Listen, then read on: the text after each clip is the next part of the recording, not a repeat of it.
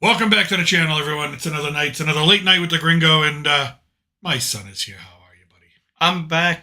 Still here. Still here. Haven't put me away yet. You enjoy your day so far? It's been weird, actually. Yeah. Started off well, then I kind of got dragged off. No, it still was ended well. It was all well. It's all good. It's all good. It's all good. It's all good. It's all good. It's been busy. It's been city sounds. The city sounds busy today. It doesn't feel like a Thursday. Doesn't feel like a Thursday at all, but We've made it it. is Thursday, right? Yes. It is Thursday. All right. Well, there's still lots to talk about. We made it almost to the inauguration, almost to the playoffs. It was a divisional series this weekend, right? Starts tomorrow. Not tomorrow. Saturday. Saturday. Sunday. And then Monday. We have the most important event. It's the The inauguration. college football championship. I would say it's the most important event, but okay. No, I'm go. joking. The most entertaining event of the day, probably. It'll- Well, unless you know. No, unless something. the inauguration No, will I'm be way joking. more entertaining. No, inauguration is entertaining. Well, you know Um, me. I love my sports. I know. So we got lots to talk about today.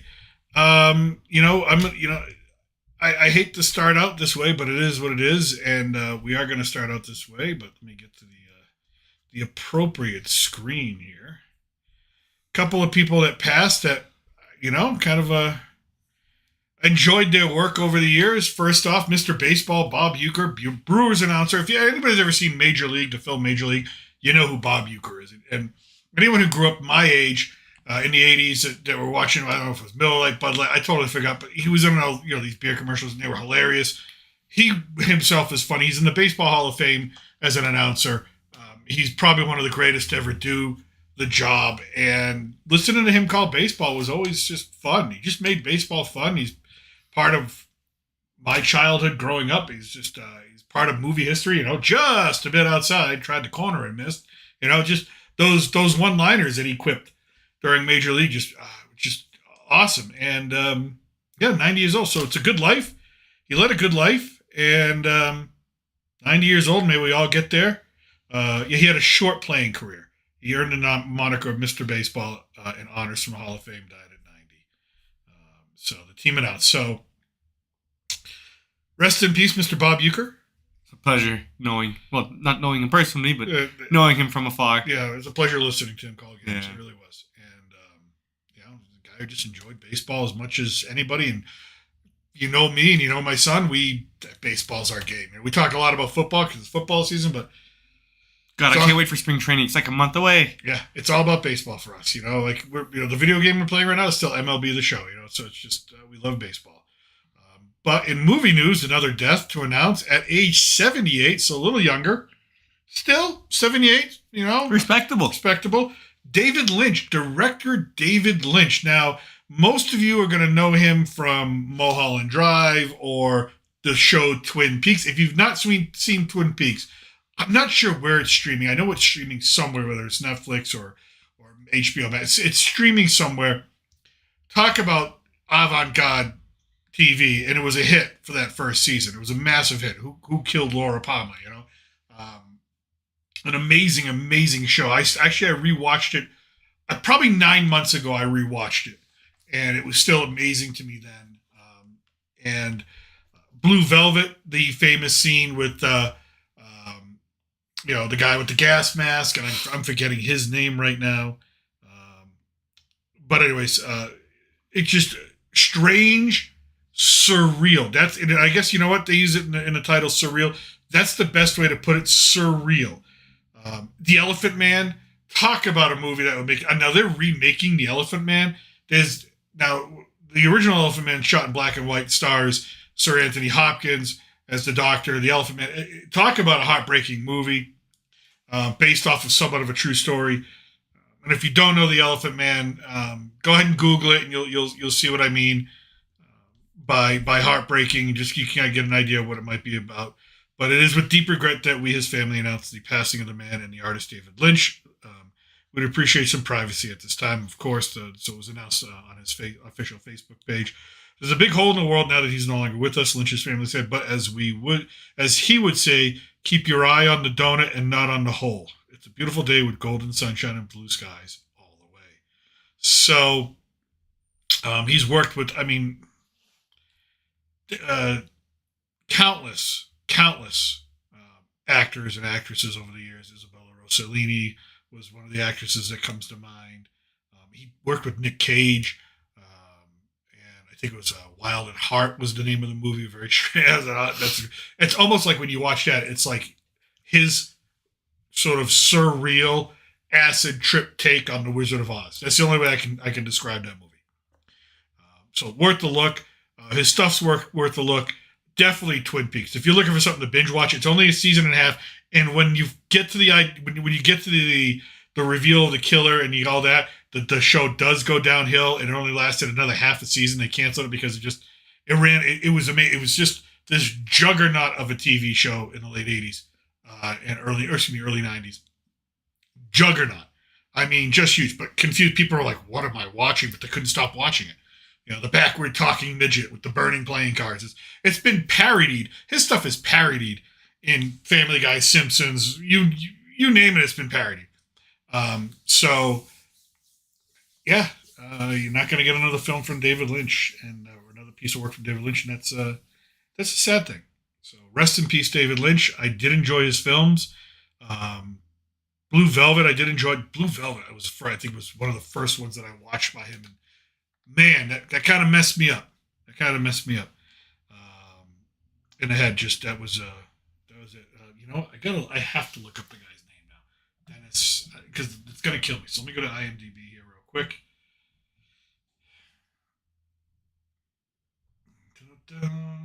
It's this famous actor, and I cannot. He's no longer alive. But let's see. Let me type in Blue Velvet. Dennis Hopper. Why can't I remember Dennis Hopper? One of the great American actors. Anyways, there you go. That did Blue Velvet. The famous scene where he's got the nitrous oxide on a gas mask and he's huffing it, just going crazy, cutting off people's ears and stuff. Just unreal. So, that's what that is. Yeah, you don't know anything about David Lynch, do you? No, I'm just, nothing. Just sitting here in the corner. You know nothing. Nothing. That's okay. We're going to get to more pop culture later. Comic book style. We got plenty of Star Wars, DC, Marvel news to talk about. But let me tell you something. Joe Biden. What a guy. What a guy. So if you are a California wildfire victim, you may receive a one-time $770 payment. How do you feel about that? That seems like enough to get my life back in order. I mean, you lost everything. You lost your house. You can afford a night at a hotel, some In-N-Out, and maybe something to just, move on. So here's what you need to know.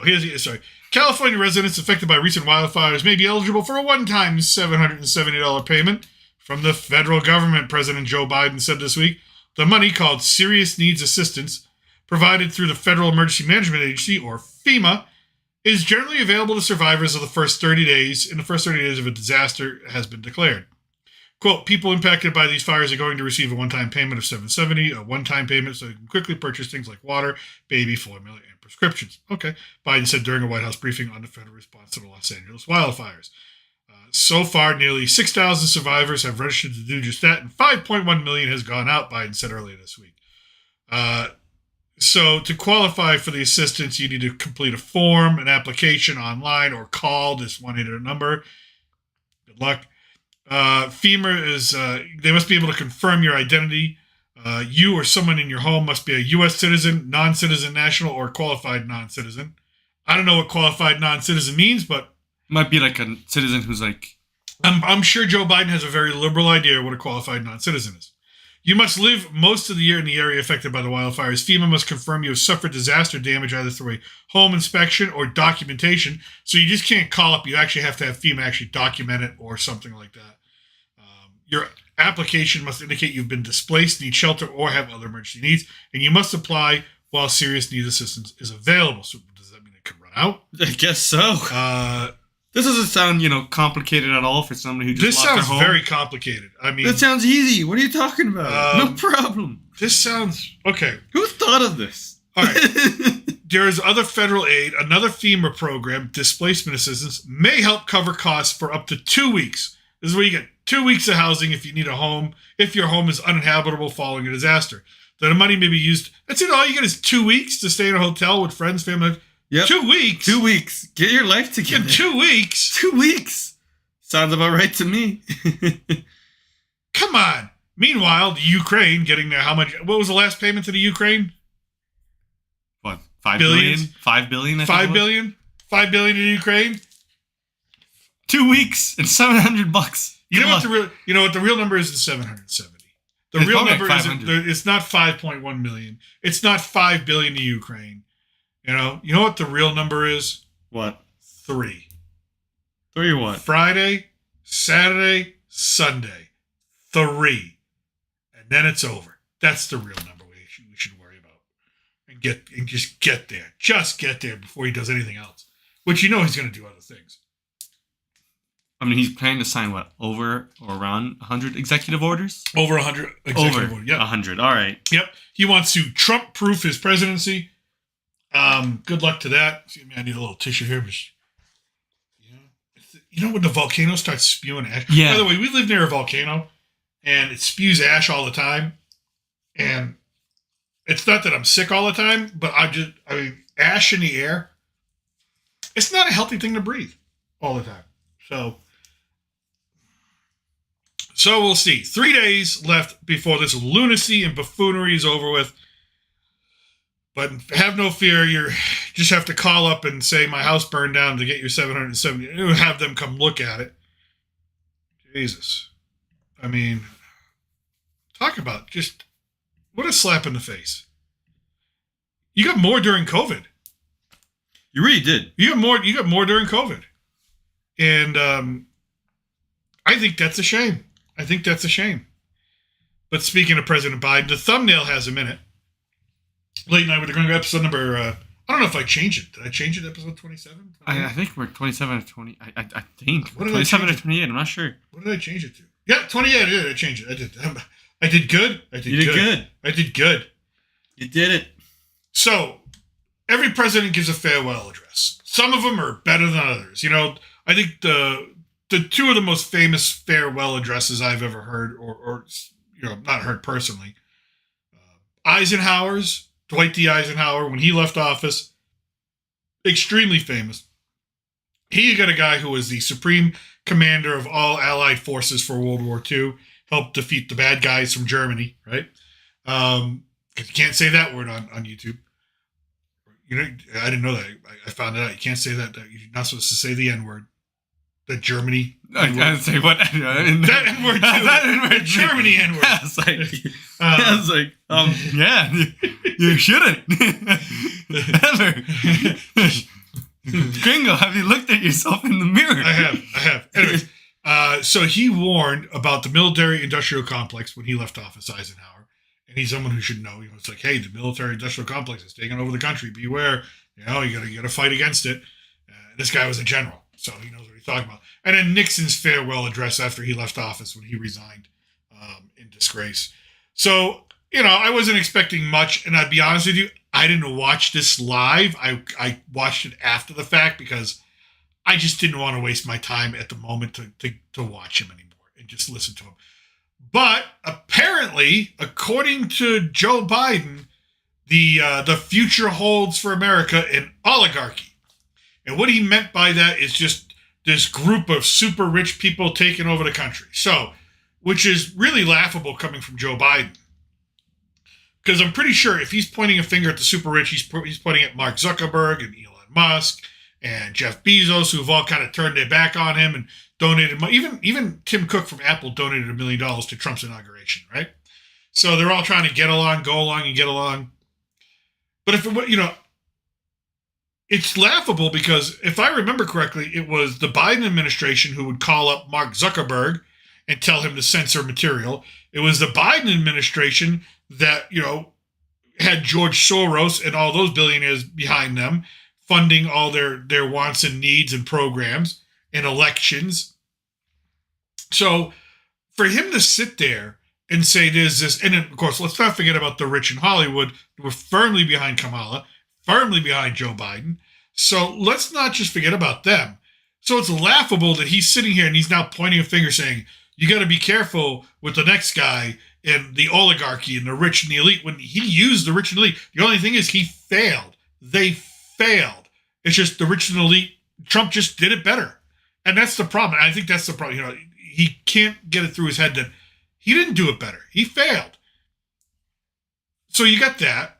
So we've got, you know, and here's a guy who I remember in his address to the nation when he first was inaugurated as president, Joe Biden was first inaugurated. He talked about unity and unifying the country and stopping the division and But what happened? It got worse. So he went from Mr. Unity in over 4 years, warning that the next incoming administration is an oligarchy that's going to rule over everything and take away freedoms and rights. And and then the rest of it lasted like 15 minutes. And the rest of his speech, he was talking about how the president does not have ultimate power, ultimate authority. Yeah, we know that. Started talking the president can't commit crimes. And I'm like, but you did, Joe. You know, he's always pointing the finger, but he's never self-reflective. You know, he just didn't. His Justice Department again was hypocritical. They didn't investigate him for the things that they investigated other people for, namely his opponent, and that's what lost him the election. So it was really a sad exclamation point, a very sad exclamation point on a very sad chapter. He's going to go down as one of the worst presidents in history.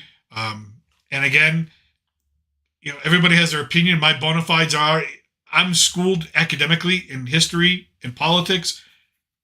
So my opinion has a little bit of like knowledge behind it. Yes, there have been some really terrible presidents throughout our history.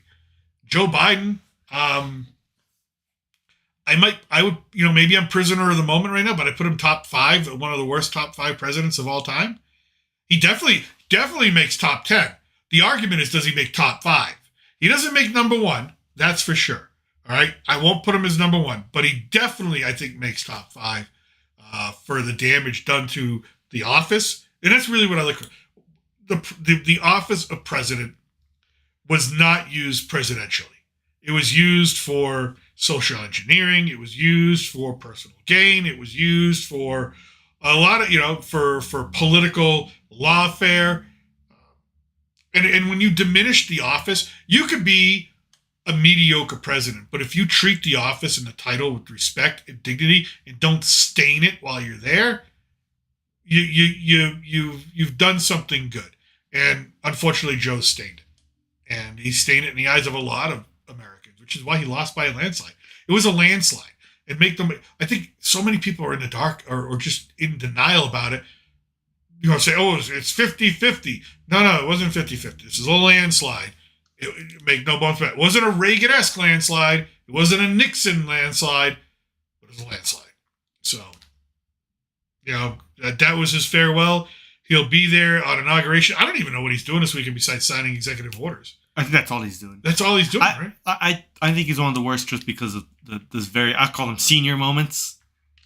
They're really look presidential. Reagan had some senior moments towards the end.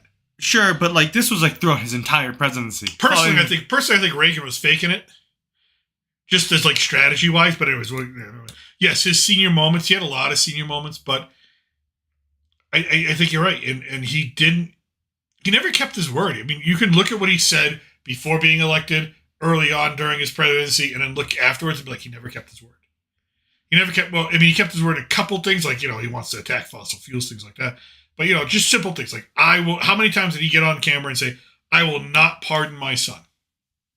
He like said it 4 times. 4 or 5 times. What happened? He even had like, I mean, also his administration was like, yeah, what did he say?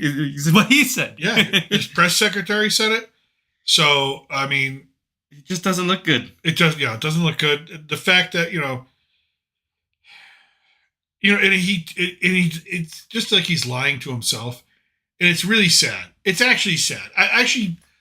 I'm no longer, you know, I used to be angry at a lot of the things that would go on. My anger's gone away. Maybe it's because Trump's coming in.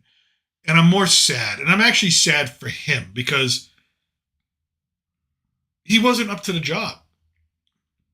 Not many people are, It's, they say anybody can be president. They tell every kid when they're growing up, even you can be president. No, that's not true. All right. Not everybody can be president. Not everybody has it. I don't know if I don't think I don't know. I don't know if I can make those decisions, I mean, you're going to be making you're going to make the type of decisions that stump everybody else in the country. You got to make those decisions in life and death. And he just didn't do well. But he's not the worst of the worst, but I think he's top 5. He's definitely top 10. But I think he's top 5. Who do you think is the worst president, by the way? If I was going to ask you, who's the worst president ever in history? See, this is a hard debate. In history. This is a hard debate. See, some people will say Andrew Jackson. And they'll say he was a psychopath. But some people say, no, he's great. He was awesome. I mean, he kind of helped create the Democratic Party, so I can't really say he's the worst. Yeah, but they look at the Trail of Tears. They look at the Indian. Oh no, he did. Yeah, no, he did. Excuse me, what he did. Terrible things. But then some people look at the way in which he created the Democratic Party and unified the country and all that, right? The economy. So it's hard to pick the worst. But who do you think is the worst? I know. For me, I know who's the worst. I mean, as a president, Carter was kind of pretty bad. Not the worst. He was. He was inept. He was totally inept. He was just stymied. The moment in the office is too big for him. Just like Biden, I think the moment in the office is too big for him. Who's that? I can't remember his name. The president before Lincoln, because he kind of just let everything go to Fillmore. No, was it Fillmore? I think it was James. Yeah, let's see that. I could be very wrong. Why can't I remember? Was it Fillmore? I'm an idiot.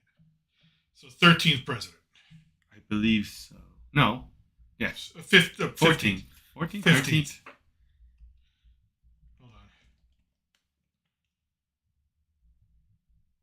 Yeah, 15th. It'd be the 15th. Right, Buchanan. James Buchanan. Yeah.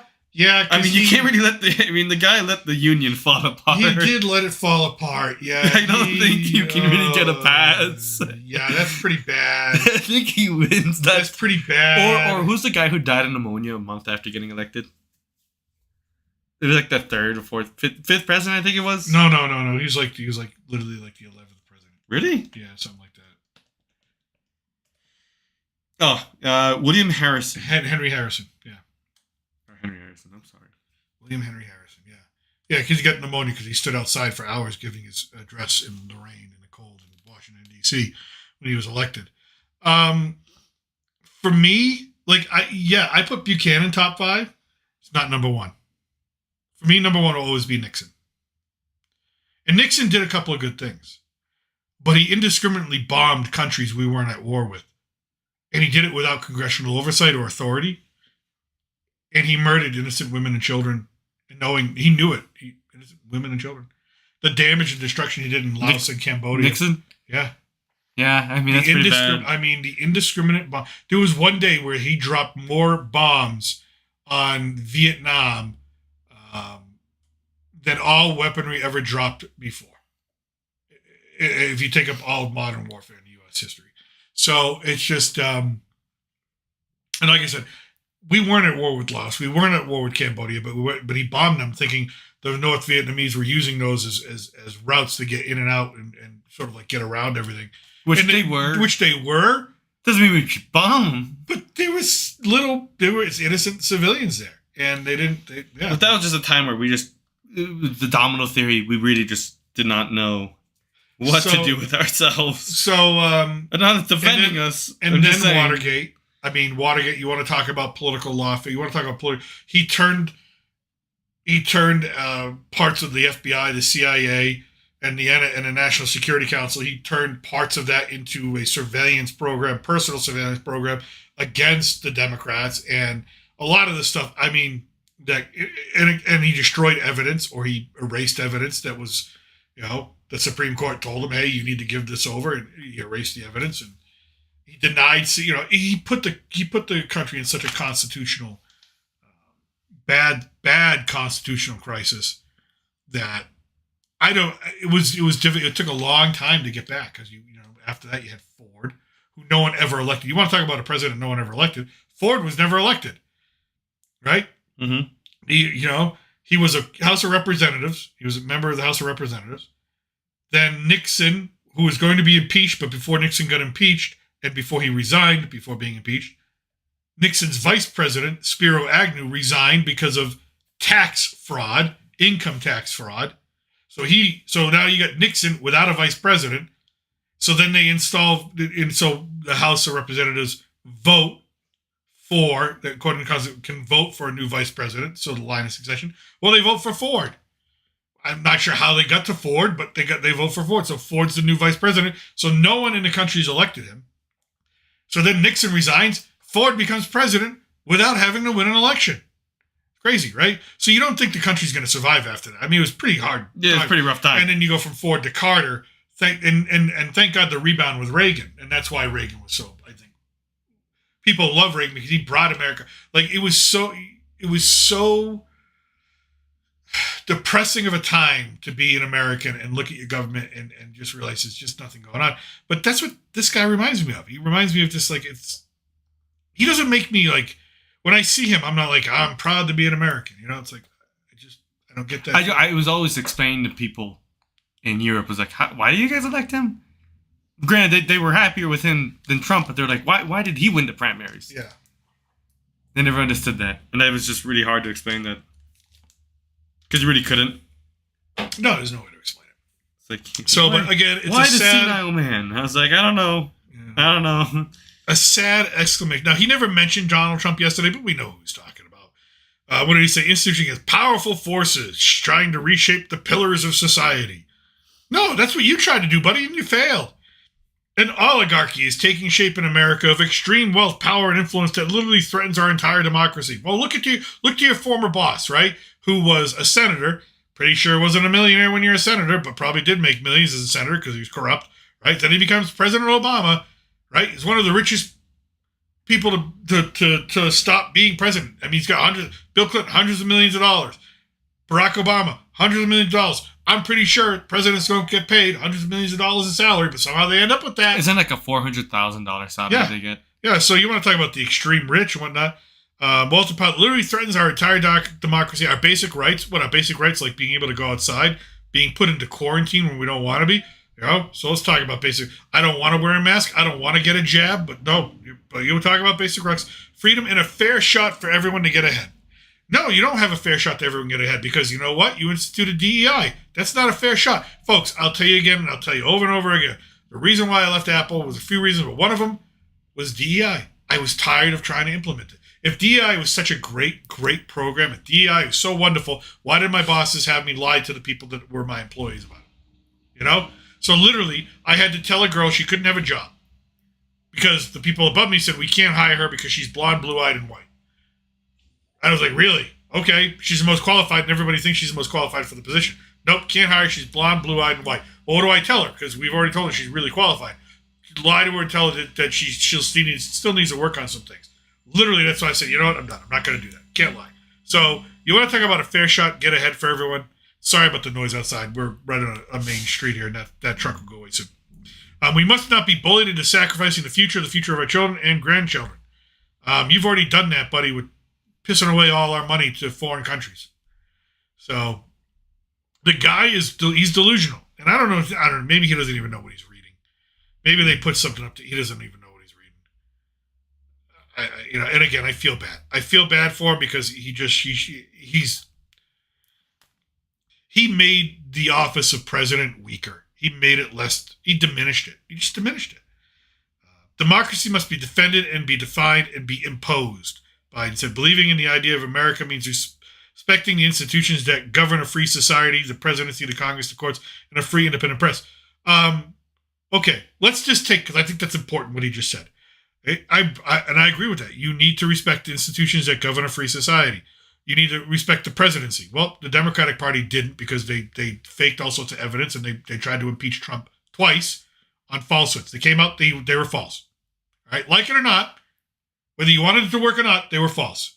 So, yeah, 4 days. 3.5. Actually, it's 3.5. Noon on Monday.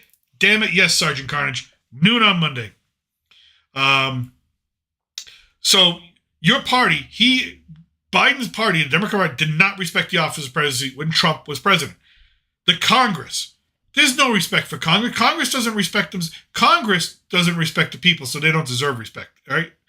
The courts, excuse me, How can the courts, Supreme Court justices were threatened? People were arrested on their way to execute Supreme Court justices, including Brett Kavanaugh and his family. Thank God it wasn't successful. And you didn't, and it was a violation of federal code, federal law, but yet you did nothing. You didn't give them extra protection. You didn't set up anything. You didn't make a comment, I don't think, on it, right? You didn't make a comment. You let people protest outside their house, which is illegal. It's against federal law. So you didn't respect the courts. You cannot intimidate Yeah, you can't intimidate the judges. Yeah. So or juries. So he's not governor of free society. By the way, he says free society. The last thing President Biden made this country was free. All right, because when you can't afford groceries, you ain't free. Period. All right, and in a free and independent press, Mark Zuckerberg was on Joe Rogan 2 or 3 days ago, and Joe Rogan asked him, "How did it work?" And he said the Biden administration would call him up, representatives of the Biden administration, actual government employees call him up, and they would scream at him and his employees to take down certain posts, call it misinformation, whether they agreed with it or not. Literally have the federal government, the office of the president, representative screaming at them over the phone. So they didn't care about an independent free press. Oh, by the way, if they cared about an independent free press, then you wouldn't be able to go in and look and see in the FBI that certain press institutions are considered right-wing extremists and, News Nation, Newsmax, things like that. So there's no free. He didn't respect the free press, and it's got to get over soon. It'll be over soon.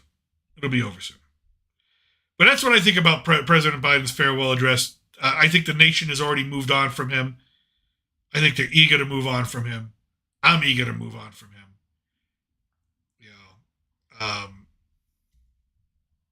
I can't say any. Here's the thing. I can't say any aspect of my life as an American was made better by having President Biden in office. And it comes down to that. When he took office, where you were as an American, whatever parts of your life that you hold sacred, dear, important, prioritize, did they improve or did they decline? For me, they declined. What's my take on Mark Zuckerberg's flip? Business savvy, man. He's business savvy. Do I believe him? No, I don't believe in a word. He's a competent CEO. He's a competent. He does CEO. what he's supposed to do. Yep. He does what he needs to do. Yeah. And you can't hate him for that. Sure, you can hate the decisions he's made, but if you're a CEO, you gotta respect it. Yeah, I also think he's worried. I think he's worried that it's gonna come back to haunt him. Some things that he did, and he's trying to CYA, cover his own ass. I think some things that he did could be looked upon as election interference. Probably. Could be looked upon as technically maybe illegal, allegedly illegal. I would imagine. I think he's trying to make amends and say, look, now it's okay. It's okay now. You don't have to worry. Nothing to see here. Which I have a feeling there's probably more to gain in keeping him there and then kind of using him in this case. Yeah. I think there's been conversation between him and Trump. We'll never know. And I think the conversation scared the crap out of him. I think the conversation was, you're going to do this, this, or this, or we're going to throw the book at you. Yeah, he doesn't have principle. He stole the idea of Facebook. Everybody makes him out to be this Facebook genius. He stole that idea, and he had to pay billions to the people he stole it from. He stole the idea. He's put billions of dollars worth of money into the Democratic Party over the last 4 or 5 years, and now all of a sudden he's like, no, I'm the victim. No, he's not. He doesn't take responsibility. In the whole mea culpa that he came out and said, we're not going to do fact checkers anymore. We're going to do community notes. Never once did he say, the buck stops with me. It's my fault. I'm sorry. So yes, he's a stiff-witted coward. It is what it is. No, he doesn't have principles. No, he has no principle. Absolutely. If he had principles, he would have told the Biden administration when they were yelling at him to censor information. If he had principles then, he would have said, no, I'm not doing that. I'll take care of it. So no, he doesn't have. No, don't. I think he's on a short leash. I think he's doing things to protect his ass. I think. I respect it. Not only Zuckerberg, but I bet Elon had a good talk with him too. I think Elon probably just said, "Look, this is the way it is. This is the game now, and we're not going to deal with Senate. We want free speech." And Pam Bondi as the Attorney General is not going to screw around. She's I like not her. gonna, I like her. I really like I feel bad for Florida. I think we discussed this earlier before. Well, she left in 2020. I made a mistake. She left in 2020. Ah. And then the new attorney general who is just as fabulous as Pam Bondi of Florida, just got named Marco Rubio's replacement. DeSantis named her as the replacement. And let me tell you something. She was the attorney general of Florida. I didn't know this. She was the youngest judge ever appointed in Florida at age 31. Smart girl. And by the way, Pam Bondi, and I don't remember the name of the attorney general who's going to become the Florida attorney general, who's going to become the senator of Florida now in Rubio's place. Just two more examples of how the Republican Party does not fear smart, intelligent, strong women like the Democratic Party tried to make it sound out to be during the election. No. So go screw it. We have some of the smartest, most capable women in the world working for the Republican Party. But then again, here we go. Biden, bye-bye. I'm going to live stream during the inauguration. I'm going to have it up. I'm going to live stream, comment, because it'll be fun to watch. And you never know what Trump's going to say. And you never know who's going to get up and speak. Michelle's not going to be there, apparently. Michelle's not going to be at the inauguration. I mean, she wasn't at the funeral. Where's Michelle? What is she doing? She doesn't like Trump. Good. We don't need her there. We don't need her there. We don't want her there. You know why she's not going to be there? Because it's not about her. She can't make any money. She can't make any money being there. You know?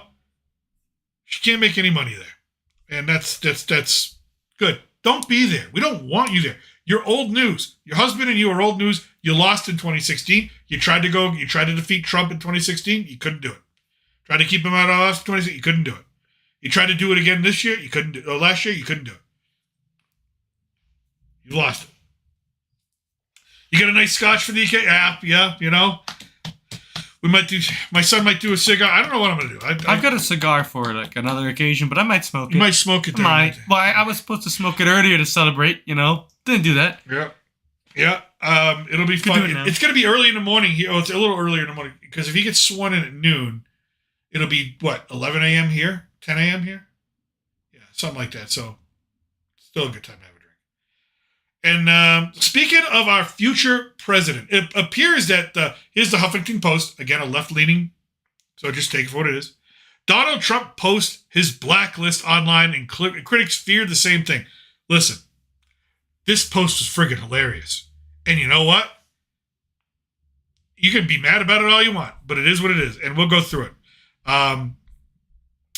Donald J. Trump posting on Truth Social. It's not an enemies list or anything like that. It's just, okay, because Nixon did have an enemies list. Okay, I get that. This isn't Nixon. Donald J. Trump. As of today, the incoming Trump administration has hired over 1,000 people for the United States government. They are outstanding in every way, and you will see the fruits of their labor over the coming years.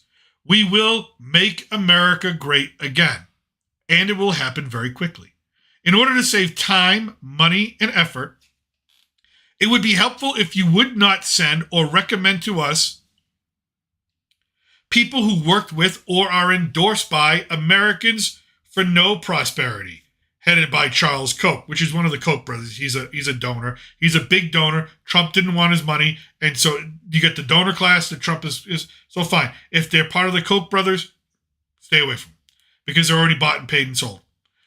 Dumb as a rock, John Bolton. Now listen, John Bolton may have had some level of, I don't know, gravitas during the Bush administration, things like that. John Bolton is a war hawk. John Bolton always wanted to go to war, go to war, go to war, go to war. He was pushing Trump to go to war with Iran. Trump's like, I don't want to go to war with Iran. I don't want to go to war. We're not going to war. I'm not invading Iran. So anybody who says to a president, your first option is let's go to war, and then you get fired because you don't get listened to, and then you write a book. Listen, good. John Bolton, anybody associated with him. Bird brain, Nikki Haley. Listen, I always had an affinity for Nikki Haley when she was UN ambassador. I get it. She's corporate. I get that. But you know what? She didn't see the writing on the wall. She made things difficult. Trump was always going to be the nominee. She fought. That was her right to fight. I get it. But she said and did some things that just were like, okay, now you're just doing it to try to, I don't know, make some point that really doesn't matter. So I get that. Mike Pence, I don't know. Mike Pence is Mike Pence, and I get the whole stolen election idea. I don't have as much hate for Mike Pence as a lot of other people. Disloyal warmongers Dick Cheney and his psycho daughter Liz. Absolutely. These two people are insane. Dick Cheney's the reason why we have wars all over the globe. He's the reason why we had, a war in Iraq that should never have been fought. He's the reason why you have corporations in charge of the war, instead of the military, because they're making money. And his daughter should never have been elected. She was just, again, she's another one. She wants to go to war with everybody. She thinks war is always the answer. It's not always the answer. Sometimes it's just the threat. And that's what the beauty of Trump knows. He knows what to say to have the threat. He doesn't always need to do it. It's like Teddy Roosevelt. Walk softly but carry a big stick. That's Trump. Trump takes a little bit of everything from a lot of different presidents that are good. And I'm not saying Trump's the perfect president. I'm not saying he's perfect. No one's perfect, right? But he takes a little bit. He's a student, right? He takes a little bit from Teddy Roosevelt. He takes a little bit from Andrew Jackson, right? He takes a little bit from FDR. He takes a little bit from Reagan. Takes a lot from Reagan, and that's a good thing. And he's like, okay, he's like anybody, you look back in history and go, what worked? Okay, that worked? Great, we'll keep using that. Okay, that didn't work? Let's not do that again. Mitt Romney, this guy. I've been living with Mitt Romney for too long, right? I used to be a citizen of Massachusetts. He was our governor. He was terrible as governor for when he was governor. Then he moved to Utah, became a senator, and he was a Republican in name only. I mean, everybody's entitled to their opinion. You want to be an independent senator, that's fine. Don't call yourself a Republican. He's always trying to be the guy. He's always trying to be the opposition. If there's an opposition to be had and it's worthy, fine. It's great. Let's have the debate. But he was just always looking for opposition just to be opposite. And it's just not helpful. Paul Ryan, again, I don't really have anything specifically against Paul Ryan. Maybe if you live in Wisconsin, you do. General ? Mark Milley, James Mattis, Mark Esper, any of those people in the military Trump doesn't trust because they didn't trust him and they probably gave him information he didn't need or information that wasn't complete. So just because you're a general doesn't mean that just because your title says general, I respect the title general, but it doesn't mean that you're the greatest general and you should be running the Joint Chiefs of Staff. Like I said, I had all the respect in the world for Colin Powell when he was chief of the Joint Chiefs of Staff. But he went in front of the United Nations and lied to get a war. So, I mean, what does that say about people with that title and respect and that? Or any of the other people suffering from Trump derangement syndrome, more commonly known as TDS. Thank you for your attention to this matter. And guess what? He's the effing president-elect. He can hire who he wants. He can tell you who he doesn't want. He can say, these are the credentials, these are the qualifications I'm looking for, this is what I'm going to hire. Okay? And that's what he tells Tulsi to do. He's got Tulsi, and I forgot who else is in charge of the transition. One of the person in charge of transition, a gentleman, but his name I can't remember. I'm sure his chief of staff is also there. But Tulsi was running a lot of that. And I'm sure he told Tulsi, these are the type of people I'm looking for. If they have these qualifications over here or if they have these things in their background, then I don't want them. But they keep trying to get these jobs. Why? They keep trying to force in their people. Why? Because they want to keep favor, right? Yes, Trump is not going to hire Mark Milley ever again. But he wants to make sure he doesn't hire anybody who's under the learning tree of Mark Milley. Yeah. Right? Because then it's just your enemy is within. And it must be hard. The first administration, he was constantly fighting a battle to stay president and for legitimacy as president for what he wanted to do. It's going to be hard. And it's going to have some sort of trauma or mental blockage. He's got to say, okay, I learned that lesson. Here's how I'm going to try and not have that happen again. So it's not so here's how we go. Trump continues to demonstrate he isn't looking to hire competent people from a broad spectrum of Republicans, but purely Trump loyalists who will celebrate his lies and lick his boots without shame. Every president hires people that are loyal to his agenda. That's how it works. So Patriot Takes, whoever this person is on X, is an idiot. Plain and simple. It is what it is. So, President Trump, everybody, and I'm sure, by the way, enemies list, Do we want to talk about an enemies list? I'm sure the Democratic Party had a list that Steve Bannon on it. Oh, that list is long. That list is long. Never mind Donald Trump. And they went after them. Yeah. And they went after them. Donald Trump. We keep talking about enemies list, but it's like, you got a hitman list and you keep trying to tick off names. Yeah.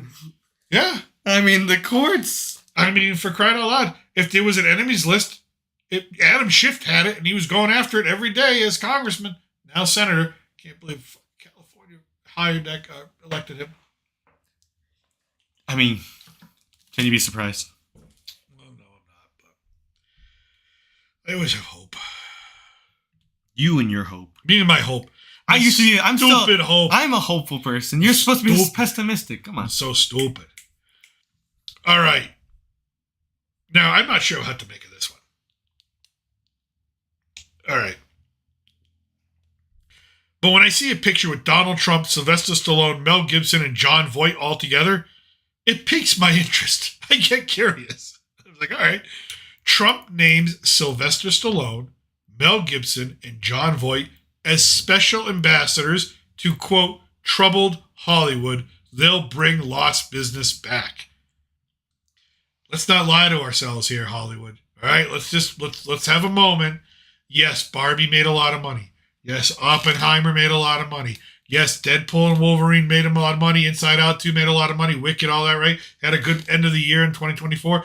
But 2023 is one of the worst years for profitability, especially when you compare it to pre-pandemic levels. It's named the year of the flopbuster. Right? They call it the flopbuster 2023, and yet 2024 managed to do 3% less in business at the movie theaters. So yes, Hollywood is hurting. Right? And I say hurting, that's a relative term. All right, they're still making billions, millions, whatever. You know, but still, they could be making more. And the reason is they're making crap. Again, I'm not going to get into Amelia Perez. Not going to do it. All right. Don't do it. President-elect Donald Trump is hoping to make Hollywood stronger than ever before by naming these three as special ambassadors whose goal will be to bring back business lost to foreign countries. And yes, let's face it, the United Kingdom pulls a lot of business because of their taxes, right? They give a lot of tax breaks to Hollywood, right? And then there's all sorts of rules. Yeah, feel starved a good movie. Yeah. Yes. There's no, and we're not going to get them in February. Right, we're going to get Captain America 4 with the Falcon. I'm not looking forward to that. Snow White. Right? I'm starved to go. Look, you want to talk about movies? Here's how starved of movies I was. So my son here and my wife, they left for most of the day. And while I was working on things and reading things, I actually went through 3 movies on my iPad while I'm doing work on my computer, right? Airplane, classic comedy from the 80s. I watched about, 20 minutes? Yep. Maybe? Clue, classic comedy from the 80s, Love right? that one. And then from the 90s, I was sitting there like watching Hackers, which you don't know what Hackers is. No, I've watched the other two. But if you're Generation X like me, you know Hackers. Yeah, Wolfman, they haven't gotten it, they haven't given a release date yet for Mexico down here. I don't know if it's going to be any good. I'll go see it and review it. I know, I hear there's problems with it too, but I always like to say if I review a movie, I have to watch it. So I was actually looking through the list of movies that we reviewed last year. Actually, I got it right here. Yeah, you have a whole list here. Your favorite was The Crow. Shut up, The Crow. That's a great movie. So God, I wanted to leave so bad. We saw in theaters over 25 movies last year. 25. And that doesn't count the movies we reviewed for Netflix, the TV series we reviewed, or Netflix or Paramount, wherever else we or the TV series that we reviewed. So we reviewed a lot of stuff. Let me tell you. Not many good ones. There weren't many good ones. I mean, Deadpool was great. Deadpool was great. We enjoyed In-N-Out. Not In-N-Out. Inside Out. In-N-Out. I like Gladiator. Got burgers on my mind. I like Gladiator. There wasn't a lot. What was the other one that we watched? The moon one? Fly Me to the the Moon, but didn't make any money. I still liked it. Still liked it. It was good. Yeah. I like Transformers 1. I thought it should have done better. But anyways, yeah, I hear Wolfman's not very good, but I will review it. I will see it to review it. So, but yeah, there are foreign countries taking Hollywood jobs, right? You talk about Go figure. Go figure. Have you seen what we've been putting out? I know. They deserve to. But it's cheaper to make movies in the United Kingdom. It's cheaper to make movies in Europe. It's cheaper to make movies in Central America than it is to make movies in Hollywood. Why? Because all the taxes and all the stuff in California. So yeah, so there we go. Talk about a power look though, right there. I mean, Trump, Stallone, Gibson, Voight. I mean, that's some power right there. That's some gravitas. That's I like Mel Gibson. All right, you want to talk about Cuba? Before we get into some pop culture. What about Cuba? Apparently, Cuba. Biden's last gasp. Cuba. Biden's going to release all the sanctions on Cuba and remove it from the terrorist, like the designated terrorist list, like state sponsor of terrorism. Well, I mean,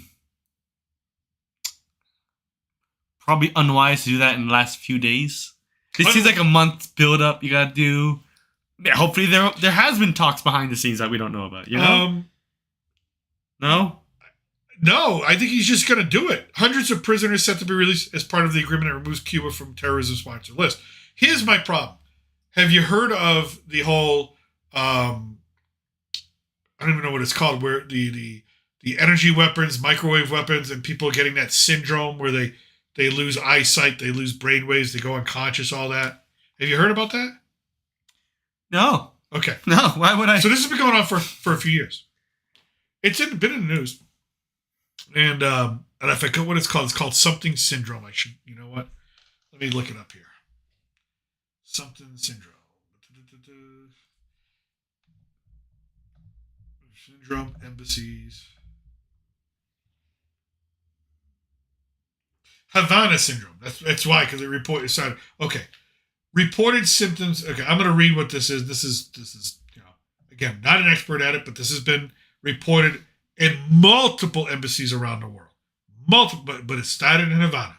Havana syndrome, also known as anomalous health incidence, is a disputed medical condition. It is not officially recognized as a disease by the medical community. Starting in 2016, U.S. and Canadian government officials and their families reported symptoms of AHI, or Havana syndrome, in about a dozen overseas locations. Reported symptoms include a sudden onset associated with the perceived localized loud sound, and the people who have it say, "Yep, I hear this popping loud sound," and then bam, it hits me, and they're discombobulated. They go like their brain stops working. Followed by chronic symptoms that lasted for months, such as balance, dizziness, cognitive problems, insomnia, and headaches, and last more than that. So this is still being reported. So if it started in Havana, I'm not quite sure I'm okay with. I mean, if they're pointing energy weapons, someone's pointing energy or microwave weapons or things like that at our embassies, and it's happening in a certain country that's listed as a state sponsor of terrorism, I'm not okay with letting them off that state sponsor of terrorism. I don't care what's going on with their economy. You got to stop this. And again, you're young. I get it. I'm a little older. Not as old as I've never heard of Havana syndrome in my life, so I'm like, this is all new. It's been happening in 2016. I don't really agree with some of the Cuban policies. I don't either. Do you know they're allowing some of their young men to go off into Russia? Yeah. To go fight? Yeah. And they're getting these men are getting tricked. Yeah. They're getting promised to do work in Russia. They're thinking construction or military work, right? Yeah. Not here's a gun, go fight. Poor guys. I mean, they lock up anyone they want that has a protest or anything for any reason. There's no freedoms there. Why are we kowtowing to these people? But here's the bottom line on Cuba for me. There's only been one country in the world to threaten us with nuclear weapons. It was Russia. Right. And where did they do it? And who helped facilitate it? Cuba. Cuba was okay with letting them park offensive first strike capability nuclear weapons 90 miles off the coast of Florida. It almost caused World War III. And I know that was in 1960, 61, 60, I get that. I get it. Cuban Missile Crisis. I get it, right? However many years ago, 40, 50, 40, 60, 65 years ago. They still did it. And they still had the same government, the same form of government, the same loyalties, the same allies, the same, the same penchant for doing what they do. So, no, I don't think they should be left. I don't think they should be taken off the state terrorism sponsor list at all. because I'm sure they also help fund places like Venezuela and what's going on there. They also help fund,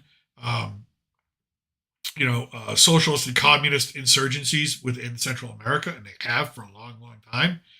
They've also been a haven for people to hide when they're wanted for starting that type of violence in Central America. Right. I don't trust them. No. I know some great people from Cuba. I've met some great Cubans. They're all happy to have been, to have left. Yeah. They miss home, sure, because they miss it because it's where they're from. But they always say, we wish it was better. That's what they always say. But if Biden does this, guess what? They'll never, ever, ever make Florida a swing state ever again. The Cuban population will not take this well. The Cuban population in Miami will not take this well. They will not take it well, and you'll never get a chance to swing Florida ever again. Not that it's I don't think it's going to swing ever again, but you definitely that's the nail in the coffin of that. So, all right. That's our politics for today. We got pop culture now. We got a lot of freaking. Oh, actually, you know what? There's one more politics because this one made me go, "What the fuck?" So you love it when politics makes you go like that. Today NATO actually announced today that the Norwegian F-35s were deployed after Russian aircraft entered Polish airspace. 2 Norwegian F-35s stationed in Poland were deployed on Wednesday in response to a massive number of airborne Russian aircraft entering Polish airspace, NATO's Air Command said on Thursday on social media platform. Now, when they say massive number of airborne Russian aircraft, do they mean drones? Are they talking drones? Are they could be drones. It could be a lot of things. They're not saying what it is. They're not very. My problem is that when you start screwing around with NATO, Germany's already looking for an excuse to invoke Article 5 and have a war. Pretty much. So I don't need any more of this. So we'll keep an eye on this. This has not been updated. I've been watching it all day. No one has updated this. But there's been no conflict. So that made me go, what the frig? Really? So we'll see. All right. Now it's the end of politics. It's time for pop culture. Woo! What are we starting off with here? Oh, let's start out with your favorite article of the day. What I think it is. It's Nintendo Switch. So what do you think? I'm excited. You saw it? I am absolutely excited for it. I think it'll be great. I've heard the rumor is from the leaks the price point's going to be really compared to other consoles. Of course, $400 is expensive. It is expensive. But compared to other consoles on the market, it's pretty good range. It's a pretty good price. And for the game that's going to have, I'm excited. Mario Kart 9 comes out with it. They teased it in the trailer. I think it will be fine. I think it'll be a good time. Okay. It looks like you can play Switch 1 games on the Switch 2, which is nice. Yeah, but some Switch 2 games will not be available on the old Switch. Yeah. You can imagine. There's very little. It's just to say they announced it. They just announced it. You can look at it, and that's about it. There's a little. Here it is. Oh, here it is. Let's see if this. First look trailer.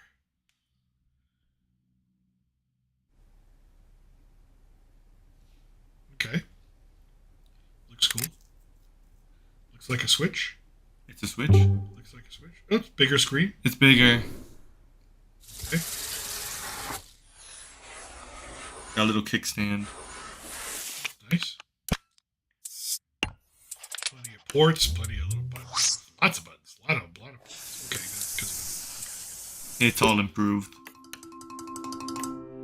It looks similar, of course. Looks like the same thing. Looks very similar. Granted, why change something that's not design-wise? Just improve upon it. The software is better. It's supposed to play like a PS4 Pro, or if not a PS5.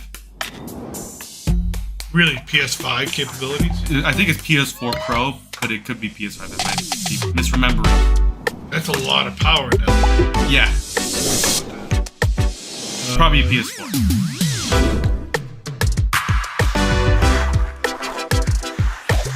Okay. Well, they're showing like little. Okay, so it looks cool. It looks like a Switch. Okay, I guess. I don't see any games yet. Let's see. Hold on. You get a kind of sneak peek, I think. Mario Kart 9. They haven't announced any games for it. That's pretty lackluster of a review. It's not supposed to tell you everything. It's just announcement. The full announcement is April 2nd. Okay, so Mario Kart. Okay. Okay, well, Mario Kart's great. Okay, there's 2 seconds of Mario Kart. Okay. And then there's a promotional picture Okay, so of the Mario new Kart Super again. Mario Brothers 3D, I believe also. New 3D Super Mario games. All right, play Nintendo Switch 2 exclusive games as well as Nintendo Switch. Okay. What else did it say? Digital Nintendo Switch. You can download things. Okay. Nintendo Direct, Nintendo Switch 2, 4/2/2025. Okay, what is this?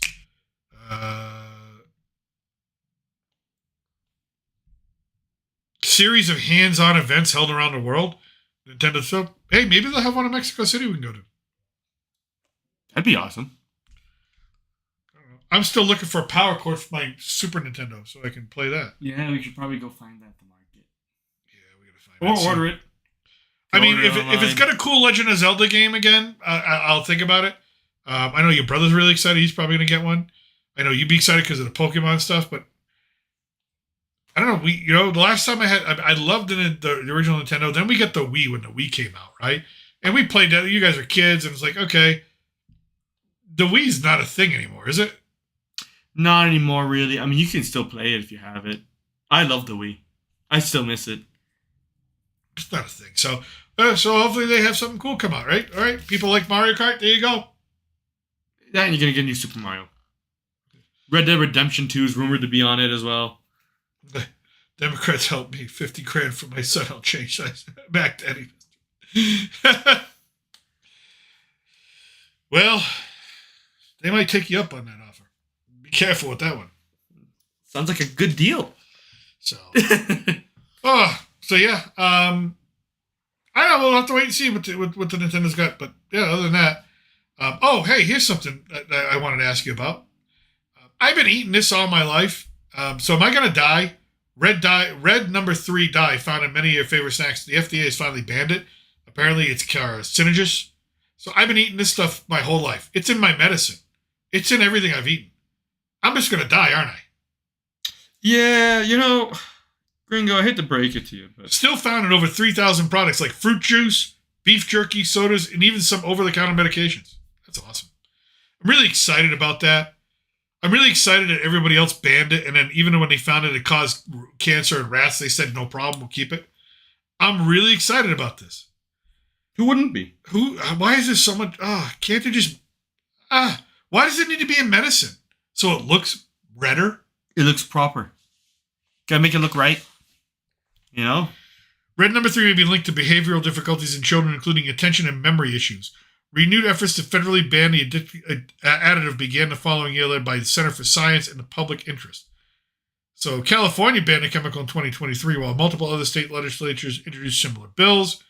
Wednesday's announcement, however, finally prohibits it at the federal level. It's called erythrosine, is already restricted in China. If China says it's bad, what are we doing? What the frig are we doing using it? China will put friggin' lead paint in their stuff so the kids chew on it. All right, European Union. Hey, I like my lead paint, okay? And it's limited use in Australia and New Zealand. Oh my God! If China says something, if China looks at something and goes, we ain't gonna put that. Yeah, if China's like, this is bad. Everybody should be like, hey, oh God Almighty. So red number 3.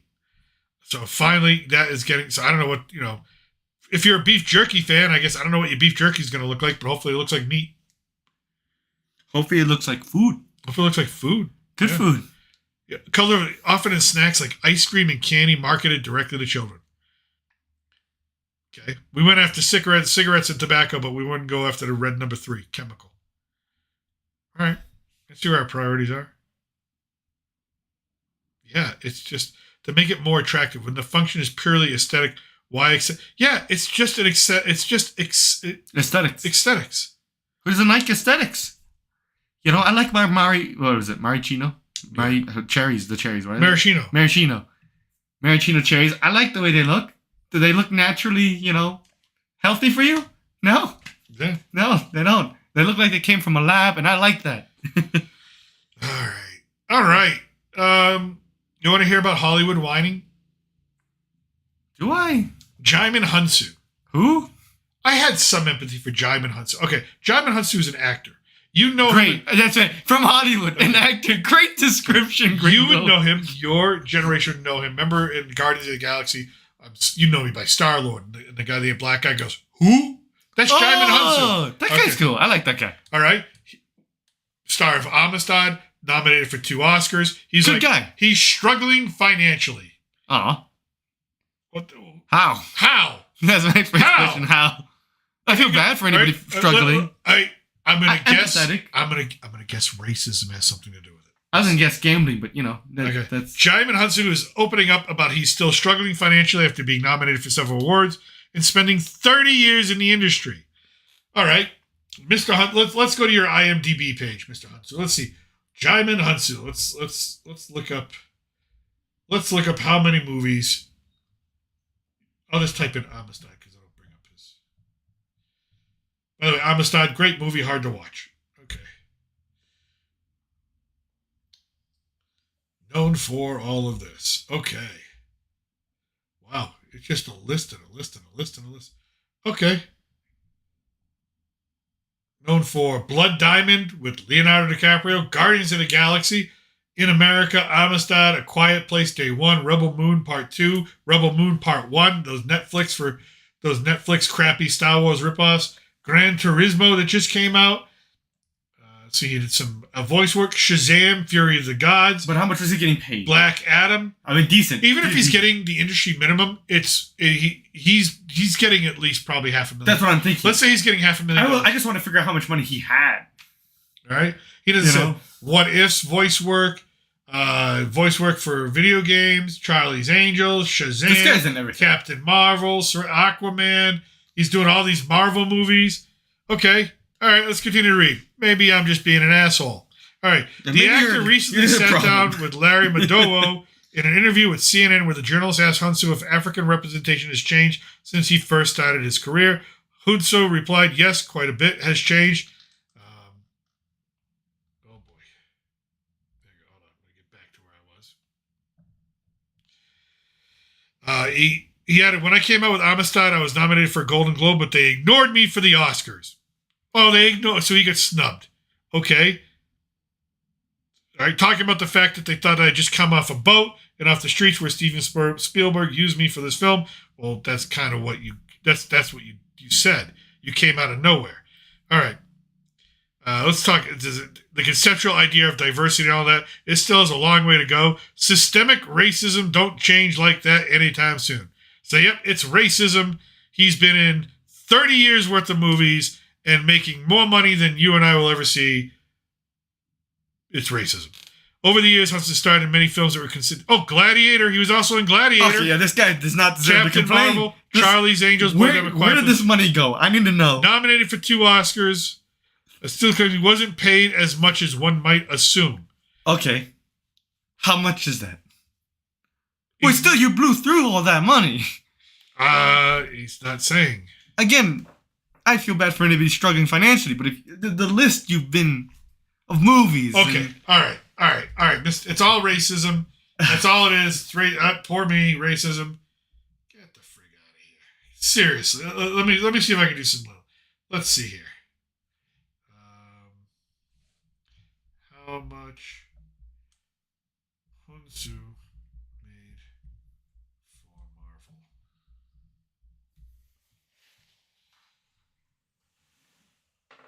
Nope, nothing comes up.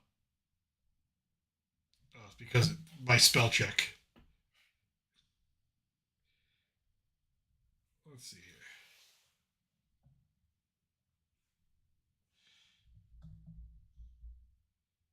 German Hunsu.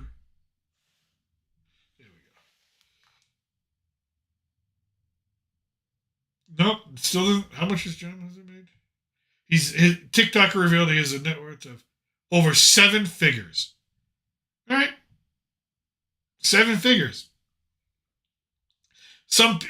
There's reports, financial reports that say he's either worth $4 or $35 million. Okay, I have absolutely zero. No, I don't. Zero empathy for you, buddy. Zero. if you've made $4 million in the industry as an actor and you've lived in this country and you didn't do the right thing with your money, when was it guaranteed that you would get paid anything million? Like, you are the 1% of the 1%, buddy. Go fuck yourself. Seriously. People out there dying in the streets, they can't fucking get minimum wage. This guy's like, it's racism. It's not racism. It's you being stupid. That's what it is. So I have absolute zero, and I really had respect for this guy as an actor till this article came out. I'm like, okay, go screw. Oh my God, I can't believe it. I made $4 million and I can't make ends meet. If you give me $4 million, if you gave me $4 million 20 years ago, you know how much money I would have right now? Way more than $4 million because I would have done the right thing with it. Okay?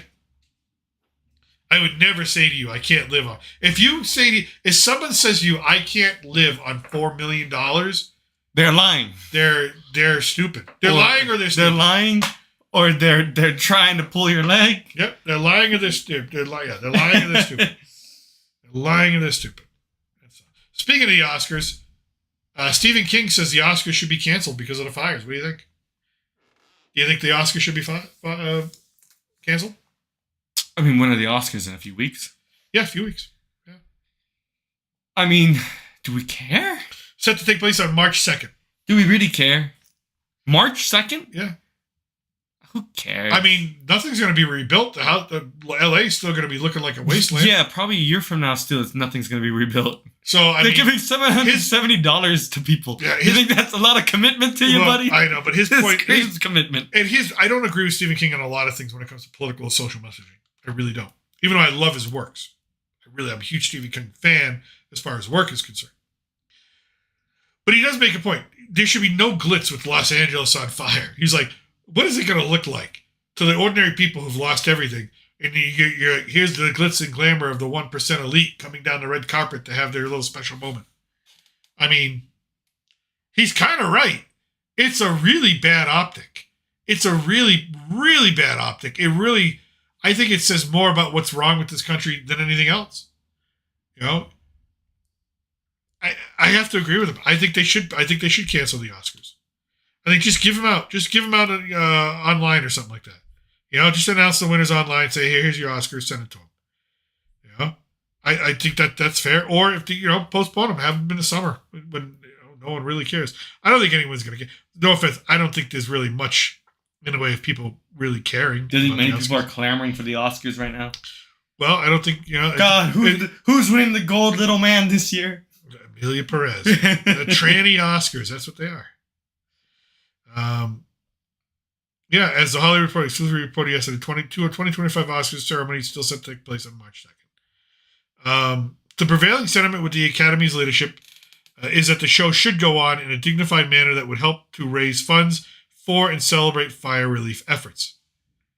How do you do that? You going to give away all your commercial money? No, they're not going to give away commercial money.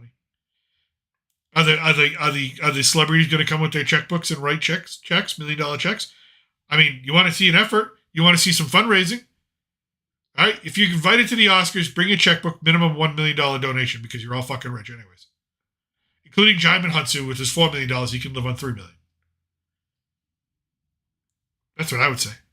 You want your Oscar? Pay for it. You pay for it already. I mean, seriously. The award show workers had months, years without pay due to COVID, and then to union negotiations, one wrote. And now the fires. You're wrong in this one. Support the industry. Listen, it wasn't. If they had months, years without pay due to COVID, that wasn't the fault of ordinary people. That was the fault of your governor. All right, your governor shut that down. Union negotiations is because you know what? You guys are greedy. So and now fires. Well, that's your governor's fault too. So. Yeah. America needs a good distraction from all the pain and suffering we're going through on a daily basis. You know what? That distraction comes Monday. It's not the fucking Oscars. That's show business and should know this. The show must go on. By all accounts, it will. What do you think? It probably will go on. I don't think. Do you think people are going to be like, yeah, how dare they have the Oscars where they always have it every year? I think it's a conversation that only happens in Hollywood. because I think outside of people like you and me that are talking about it because it's an article for pop Right. culture, We don't care. I don't think the ordinary citizen out there gives a flying F. No. I think they have zero fucks to give about the Oscars. And, well, no offense, not many good movies is there. No. So, speaking of good movies, did you see this? Did you see this before we get to the movies? Did you see this thing with Brad Pitt? What? With the French woman? What? French woman?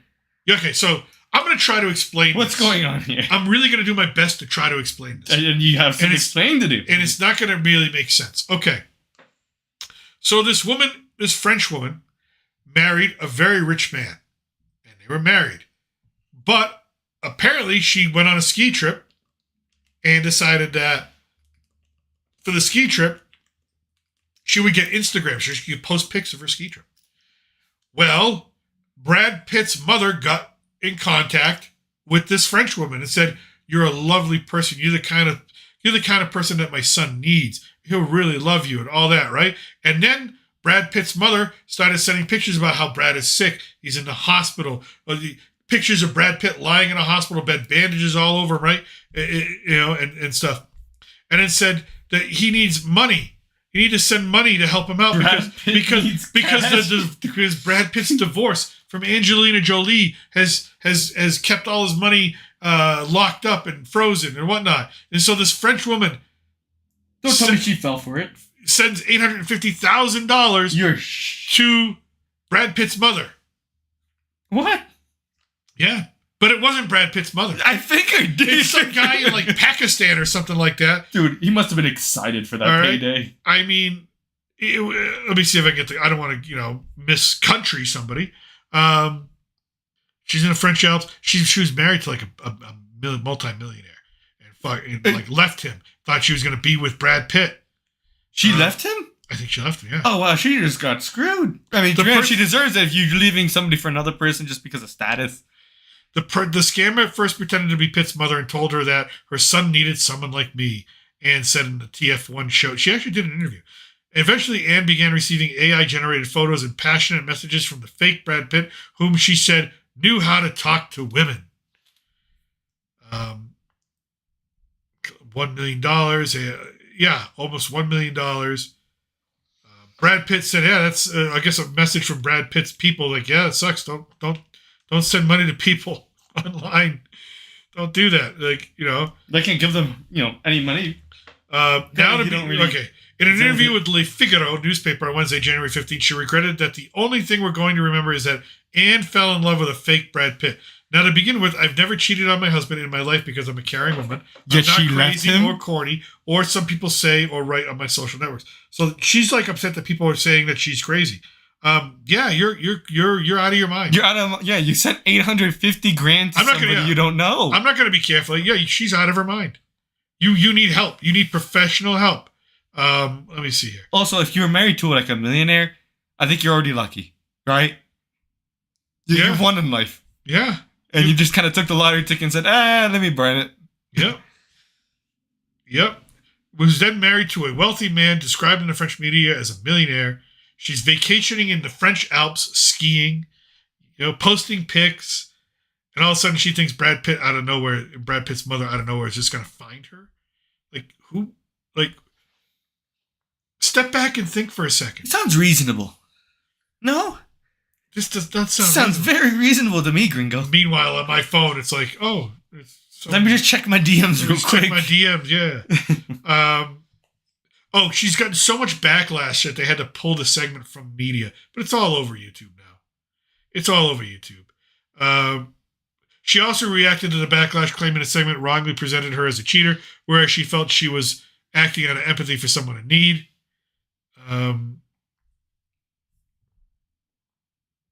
Yeah. So it doesn't say. I had heard that she had left, but maybe she didn't leave her husband. So maybe that's wrong information. But apparently, her husband is now probably rethinking the woman that he married. Be like, you just sent $850. You just sent over almost $1 million of my money to a fake account because you thought Brad Pitt's mother and Brad Pitt were reaching out to you.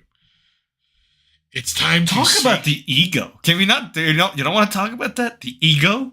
That's a pretty big ego. That's a huge ego to think. Wow, Brad Pitt went from Angelina Jolie to this middle-aged me, French woman. Because he wants me. He wants me. Even though I've never met him, talked to him, or spoken to him. But his mother. Texting me for some reason in the French Alps. Thing is, Brad Pitt. And she's got a Pakistani number. You want to know the kicker? Brad Pitt doesn't have social media. Yeah. So it's very well known. It's very well known. Brad Pitt's like, I don't do social media. So, oh boy, some people. Do you think Brad Pitt laughed his ass off when you first heard this? No, I don't. Or do you think he felt really bad at first? I think he felt really bad. I would think at first I'd start laughing and be like, my mother contacted you say? Yeah. You know what would make this even more funny? Yeah, what's that? If like the whole time like his mother was just dead. It's just my mother. She's been gone for 6 years, you know? Oh my God. All right. All right. Well, people. You know, and in part, some people think Brad Pitt should reimburse her. For what? Nothing. I don't think he should reimburse her. He didn't text her. I think he should do nothing. I think he should do nothing. What if it was actually, his mother behind it the whole time? She just needed some quick cash.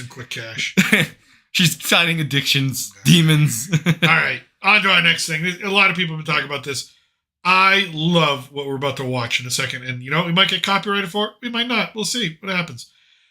Born Again, the new Daredevil trailer. You've seen it. I've seen it. Let's play a little bit of it. Thank you for finding the time. I love how he's sitting. I will admit, it's not entirely unpleasant seeing you again. I love how they have the dynamic with the two of them sitting at the diner, and he's, Wilson Fisk is now. I almost said Carlton Fisk, like his Carlton Fisk. Carlton Fisk. Wilson Fisk is now the mayor. So it's sort of like I haven't watched the show in forever. Well, it's a huge jump. Yeah. Like they're gonna have to explain it because the last time you saw Wilson Fisk was Echo, and you don't want to watch Echo. You don't, trust me, want to watch Echo. Don't you love Echo? You only made a review on it. Well, it kind of fell on deaf ears. But anyways, so apparently they're gonna have to explain that. But anyways, I do like that. They have that dynamic. A lot of time has passed. By the look of it, you've come up in the... And I love that they brought back Karen and Foggy, the original three.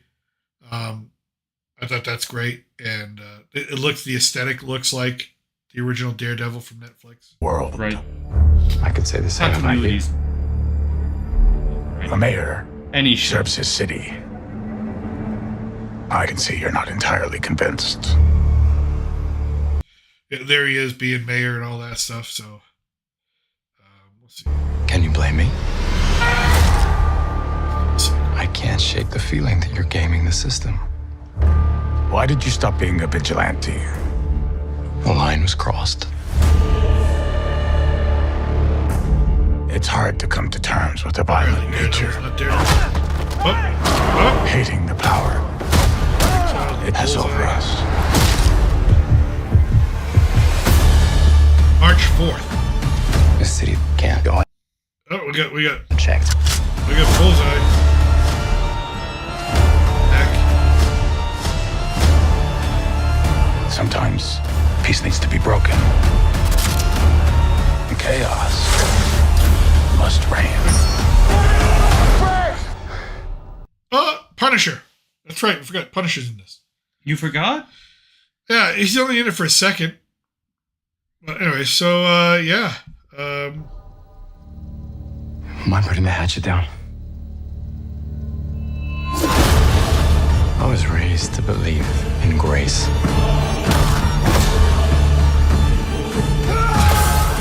But I was also raised.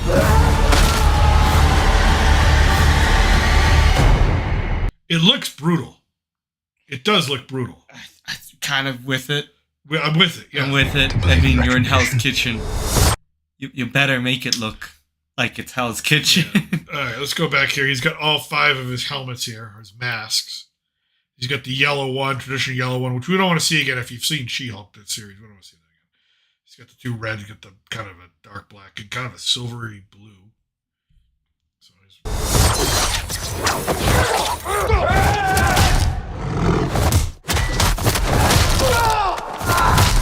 Oh, yeah. Yep, I guess blood and brutality. Born Again. So March 4th. What do you think? I hope they don't mess this one up. Yeah, I really, yeah. This trailer gives you hope, but I mean, you don't have a great track record here, guys. Do you think they learned from Deadpool?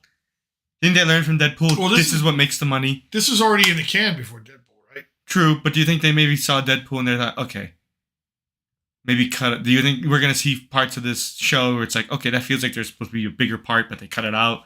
Yeah, because they realized, yeah, maybe going woke does make you broke. I think they've gone back and there was a bunch of reshoots on this, and I think it's wise to have Wilson Fisk back. I think it's wise to have the Punisher back. I think it's wise. The casting's great. The casting's great. It makes sense. Yeah. I don't see many, or if any, red flags. I don't see any red flags. Yeah. So we'll see. As far as Marvel TV goes, I mean, last year they had 3 entries. Only one of them is worth a shit, and that was X-Men 97, the animated series, which was awesome, except for episode 3. I still go down in my grave. Episode 3 of that series, I did not like. It's Jubilee's episode. It has nothing to do with the rest of the series, or the story, the narrative. I didn't like it. The rest of the series, phenomenal as far as animated shows go. But other than that, last year you had Echo that got dumped all at once in January. I remember watching it, and it sucked. It sucked hard. It was terrible. Total horrible character. It was all about diversity, inclusion, because she's a one-legged deaf Native American, and these Native American old women were more powerful than hardened gangsters that work for Wilson Fisk. And it just was like, really? Come on. Seriously. What, you're not with it? Not with it. You're not with it? Not with it. I'm shocked. It was bad acting. It was bad acting.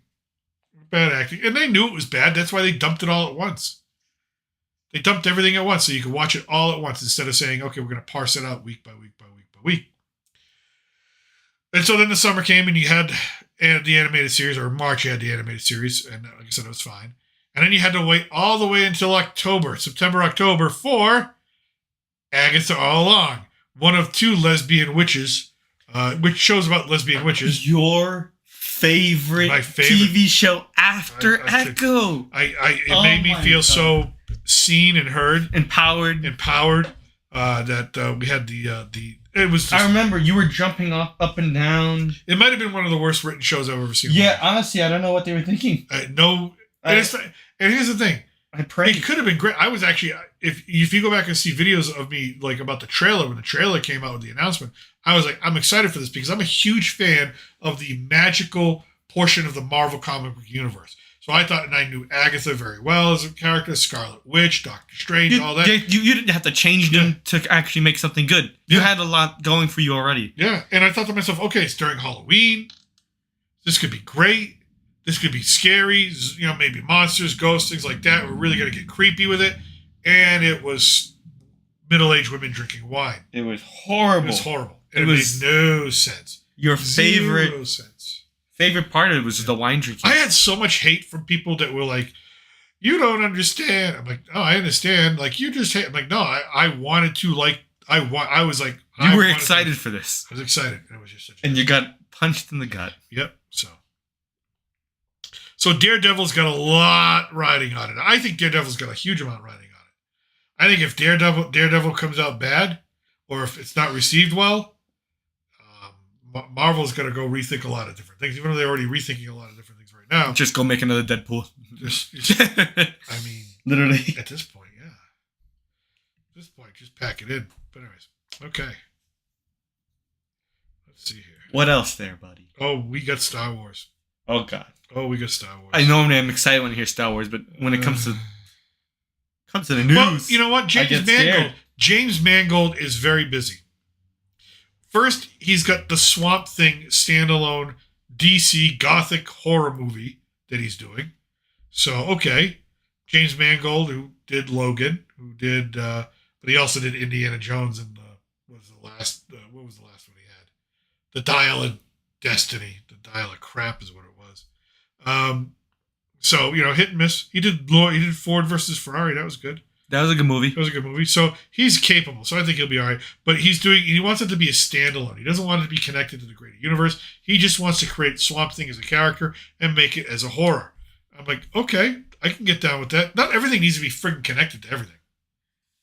Not everything needs to have like a post-credit scene that connects it to the next movie, that connects it to the next movie, that connects it to the next movie, that connects it all around. It's like, yeah. Part of it. Here's what I say. Here's what he says. And here's where I like him as an artist. Okay. Gunn had previously hinted at the flexibility of DC Studios' slate of film, so a standalone Swamp Thing could still pave the way for future projects like Justice League Dark, which would be awesome because you get John Constantine in there, you get Keanu to come back. Keanu would play that again. Keanu would play that role again. Absolutely. The director also talked about his ability to move fluidly between genres, and he pointed out that as a key strength of his filmmaking. He said, part of the joy is that you learn a lot when you are changing genres or the vernacular in some of the way you communicate in your art. I've learned a lot, whether it's making an action film or whether it's making a Western, and bringing those energies to the kind of superhero film or Marvel film. He went on to say, you not only learn things making one genre, but then you learn how to carry over lessons from that genre into another one that you might not expect. So I think I'm okay with it. He compares Swamp Thing to like the RoboCop story, just sort of like a person who's been desecrated and tragedy, and they become this monster, and but they really are a hero, but they're really misunderstood. So yeah, I think this could be really cool, depending on how they do Swamp Thing. They had a series Swamp Thing on TV a while back. It wasn't excellent. It wasn't that well received. Yeah. But if you Swamp Thing is just one of those characters where, again, it's one of those characters. He doesn't need to be connected. You just make a Swamp Thing movie. Just make a Swamp Thing. And honestly, I think most people will be happy with that. Yeah. And then, woohoo, winter is coming. James Mangold set his sights on Star Wars Dawn of the Jedi, so he'll be directing a Star Wars movie. Now, apparently, the Rey movie's on hold. So if the Rey movie's on hold, then he's not going to use Rey. It's going to be set Dawn of the Jedi. It's going to be set like almost like the beginning of the Jedi when they first discover the Force and first discover what it is. And that could be cool because, it's a different part of the timeline. And I think if they have a different part of the timeline, they're not always going back to the same part of the timeline, the Skywalker part of the timeline. They're going somewhere else, and they can start to build out into that universe and do it the right way. So I think that's kind of cool. I'm excited. I mean, I hope it's not like Neanderthals find, like me start fire. Me find Force. It's like I have a feeling it's going to be something like, the discovery of the Force, or like Force users organizing, kind of the founding of the Jedis. Yeah, maybe. I hope so. Maybe but it's going to have the same Star Wars. But they're going to do it wrong. Connection. It's going to have the same Star Wars values. I don't have faith, buddy. With Star Wars and in this new era, I don't have faith until I see it. I gotta see it to believe it now. Only 16% of people that see Star Wars now believe it's better than the originals. It's sad. That's a sad number. That's a sad number. That's why I say that. So now my concern is he's got a DC project going with Swamp Thing. Now he's going to have Star Wars Dawn of the Jedi going. Is he biting off a little more than he can chew? I'm not. I mean, I would personally say that's too much for me if I was in his spot. But who knows? You're not just directing. You got to do pre-production. You got to all this stuff, right? So is he just checking off the box? Like, I did a Marvel movie, check. Okay, now I did a DC comic movie, check. I did an Indiana Jones movie, check. Now I'm going to do a Star Wars movie, check. And that's what it seems like, because if you go check, right? First one. All right, Marvel, Logan, good, check. All right, Logan was a great movie. Good fitting end to the character, even though he came back in Deadpool. Indiana Jones and the Dial of Destiny sucked. So, okay, hit and miss there, okay. So that's why I say I don't, I want to believe in it, but I can't trust myself to do that. And here's where I get nervous. He goes, to me, the really important aspects are the freedom to make something new, okay. Bo and I, who is one of the writers and producers, have been working on a script, and we'll see what happens. Do we find a way on the page to say something original? That's fine, say something original, but it's got to be Star Wars. As George Lucas says, it's rhyming like poetry. right? Mangold sees an opportunity to break away from the tradition. I hate it when a director says that when it comes to Star Wars, because the last person who did that was Rian Johnson, and it was got The Last Jedi, and it was like the first axe swing to the whole fan base and just sucked. It just divided the fan base in ways in which it's never recovered, and I don't think it ever can recover. He goes, it's an area and a playground that I was inspired by as a teenager, you and everybody else. I'm not that interested in being handcuffed by so much lore that you can't please anybody. Oh, no. Oh, no. Oh, no. And that's the answer. Oh. And that's the way the news goes. Leslie Headland wasn't handcuffed by lore, and we got the Acolyte. Lesbian space witches in a communist commune where the Force is now a ball of string, and the Force babies they create by scissoring forcibly. Gringo. Listen, I'm one to say, you don't have to always be super strict with certain material. Of course, only got to be strict with obviously the foundation, right? But now I'm more like, don't change the material, please. Can we go back to what we were good at? Why can't it? That's like being like Remember the Acolyte? It's like Michael Jordan. That's what Star Wars is. Michael Jordan, best at basketball there ever is, the best there ever will be, right? And then they took a break to go play baseball, and didn't do great. It's like, can we go back? Go back to basketball. Can we go back to what Star Wars was? So it's still in development. Good. Kill it. Kill it before it's ready. And Mangold's vision offers hope for a story that redefines what a Star Wars film can be. I don't want to redefine it. I don't want to redefine it. I want a Star Wars film. I want a Star Wars film. I pay... The Acolyte... If you want to redefine it, give it a new name. Make a new universe. The Acolyte Star killed Wars. it. I mean, the Acolyte basically said it's... they said, there's no such thing as good versus evil. I'm like... That's all Star Wars is good versus evil. It's the definition of good versus the definition of evil. It talks about it in so many different ways. The characters say it either explicitly or, metaphorically. Oh my God. You see, I'm glad I didn't have hope for this. Oh, we get the Grogu movie coming out. No one said crap about that so far. Because it's Grogu. Grogu and Mandalorian. I don't have any faith there either. I got some hope. I mean, no offense. Star Wars is such a damaged brand that Skeleton Crew got the worst ratings on Disney Plus ever. Like viewership ratings. Yeah, we need to take this away from Disney before they kill it. Oh, they're not getting rid of this. Kidding me? Even they're not getting rid of this. They think they're doing the right thing. No, we got to take it away from them. Someone take it away. Can we get Musk to buy it? No, he's not gonna buy it. I'd pay Musk. I'd help pay it. I'd put money down. Oh, good.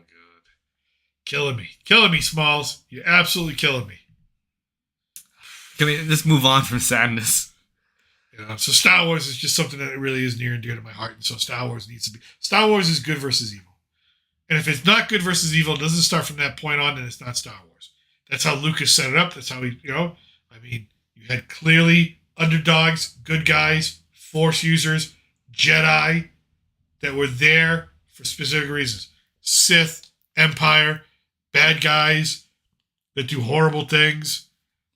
They're there as the antagonist. They're there to be... Granted, we like some of those bad guys. Some of those bad guys are awesome. They're great. They're badass. But they gotta die in the end. They have to be beaten. Sometimes you hope they don't die, Well, maybe not die, but you know what? They gotta get their asses handed to them. Sometimes you don't want to see them. You need it's like wrestling. Yes, you need that, but sometimes you need them to win.